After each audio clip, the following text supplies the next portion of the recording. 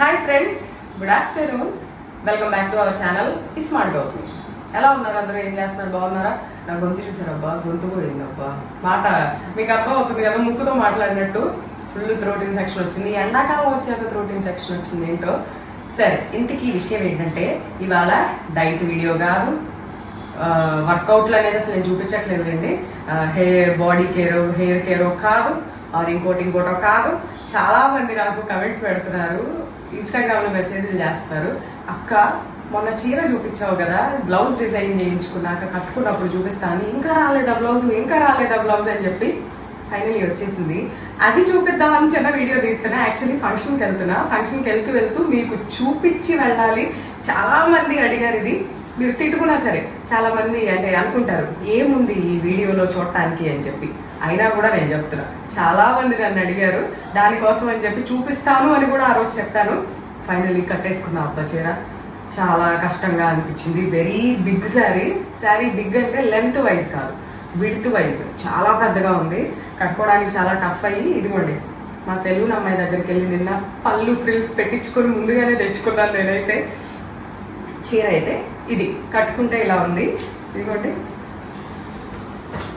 కానీ చాలా డెలికేట్గా ఉందబ్బా. 50 ఏళ్ళ చీర కదా ఎంతైనా, ఆల్మోస్ట్ పట్టు జరీ ఏమంటారు పెలుసుగా అయిపోయి కొంచెం గట్టిగా లాగితే చిరుగుతుందేమో అన్నట్టుగా ఉంది.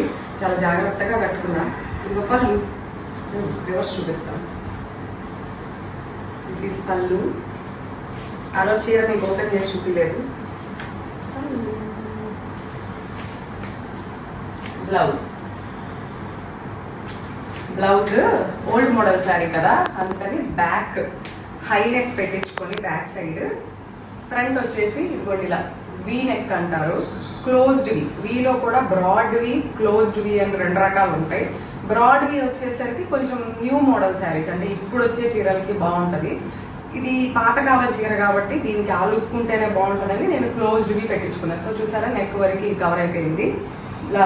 ఇదిగోండి అసలు విషయం, ఇది ఏదో చేయించుతా అన్నా కదా, ఇదిగో దగ్గరికి చూపించు.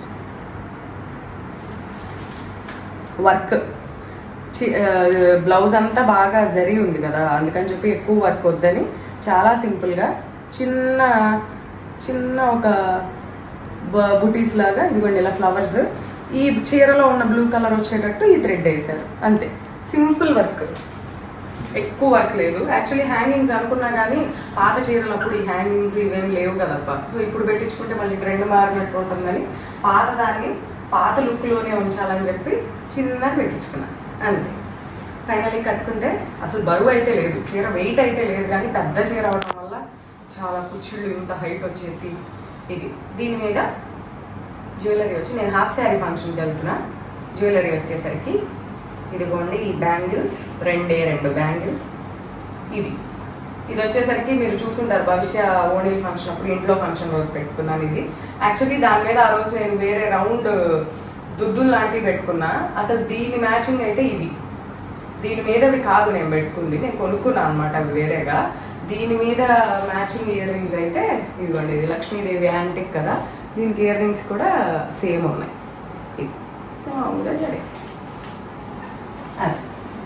సో ఈ చీర లుక్ కోసం చాలా మంది వెయిట్ చేశారు. సో వాళ్ళైతే చూసి ఎలా ఉందనేది నాకు కమెంట్స్లో చెప్పండి. ఇప్పుడైతే నేను ఫంక్షన్కి వెళ్తున్నా అబ్బా.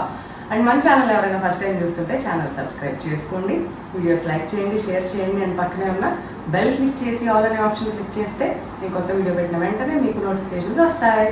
ఇది ఇవాళ వీడియో, చాలా సింపుల్ వీడియో, జస్ట్ నన్ను చూపించే వీడియో అంతే. ఇంకో వీడియోతో మళ్ళీ కలుద్దాం. అంతవరకు బాయ్ బాయ్.